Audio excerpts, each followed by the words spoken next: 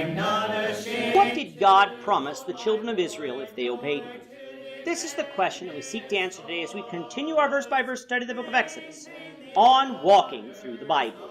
His word, the glory of his cross.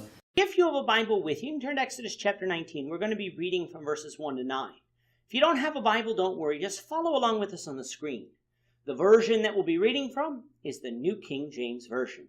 So, Exodus 19, beginning at verse 1. In the 3rd month after the children of Israel had gone out of the land of Egypt, on the same day they came to the wilderness of Sinai. For they had departed from Rephidim, had come to the wilderness of Sinai, and camped in the wilderness. So Israel camped there before the mountain. And Moses went up to God, and the Lord called to him from the mountain, saying, Thus you shall say to the house of Jacob, and tell the children of Israel, You have seen what I did to the Egyptians, and how I bore you on eagle's wings, and brought you to myself. Now therefore, if you will indeed obey my voice, and keep my covenant, then you shall be a special treasure to me above all people, for all the earth is mine. And you shall be to me a kingdom of priests and a holy nation. These are the words which you shall speak to the children of Israel. So Moses came and called for the elders of the people, and laid before them all these words which the Lord commanded him. Then all the people answered together and said, All that the Lord has spoken we will do. So Moses brought back the words of the people to the Lord. And the Lord said to Moses, Behold, I come to you in the thick cloud, that the people may hear when I speak with you and believe you forever. So Moses told the words of the people to the Lord.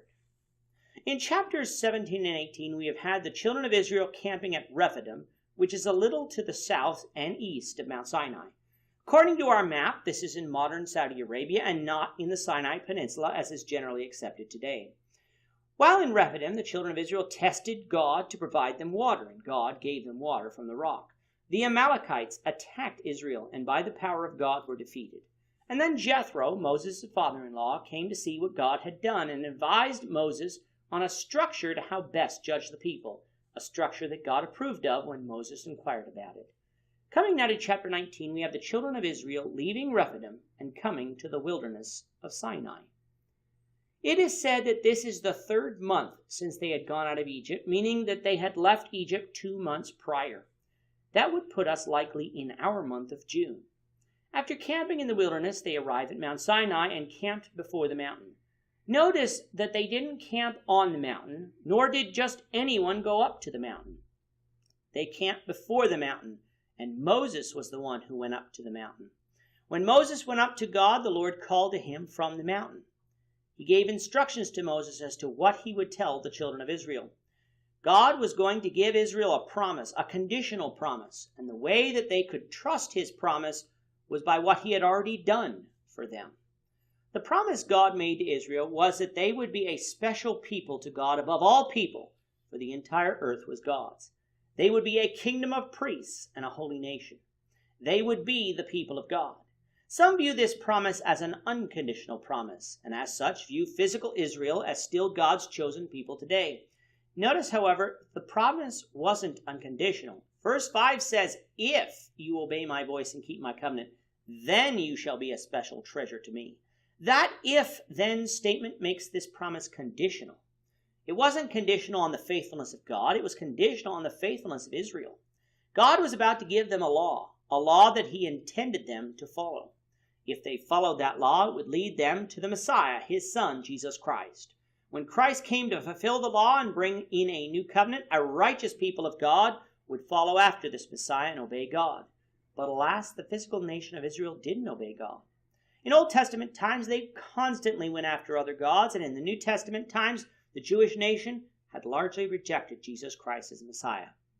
God never abandoned Israel, but Israel abandoned God. Today, 1 Peter 2 verse 9 says that Christians, not physical Israel, are God's chosen generation, that royal people and holy nation. It's not that Jews cannot be saved. They most certainly can, but they must follow Christ, whom Moses was going to be pointing them towards. How would Israel be able to depend on God to keep up his part of the promise? Because God had borne them out of Egypt on eagle's wings and brought them to Mount Sinai unto himself. An eagle is known as bold and fast, apt words when describing God. If you've ever looked at an eagle's wings in the sky, you would also recognize that they are broad as well, showing us how God carried all of Israel out of Egypt and not just some of them. He protected them for 2 months in the wilderness, and he would continue to be their protector. When Moses came down to Israel with those words, they said that they would obey God. But those words weren't put into action at numerous times during their history, including here at Mount Sinai. Verse 9 closes by God telling Moses that he comes before them in a thick cloud that the people may hear his voice directly. Up until that time, Moses and Aaron had been largely mediators between Israel and God.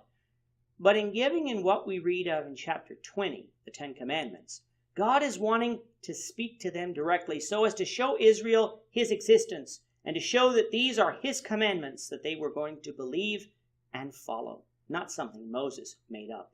We'll continue with this story, the Lord willing, in the next episode.